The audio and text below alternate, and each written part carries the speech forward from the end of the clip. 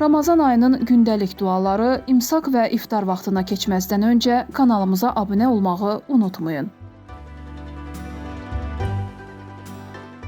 Mart ayının 20-si Ramazan ayının 20-ci günüdür. Martın 20-sində imsak vaxtı saat 05:18, iftar vaxtı isə saat 19:07-dədir. Ramazan ayının 20-ci gününün imsak duası belədir. İlahi, bu gün mənim üzümə cənnət qapılarını açıb, cəhənnəm qapılarını bağla. Bu gün məni Quran oxumaqda müvəffəq et. Ey möminlərin qəlbinə aramlıq bəxş edən Allah. İftar duası isə belədir. İlahi, sənin üçün oruc tutdum. Verdiyin ruzi ilə iftarımı açıram və sənə təvəkkül edirəm. Orucumu qəbul et. Həqiqətən sən duaları eşidən və hər şeyi bilənsən. Ey geniş bağışlama sahibi, mənim günahlarımı bağışla. Allah orucunuzu qəbul etsin.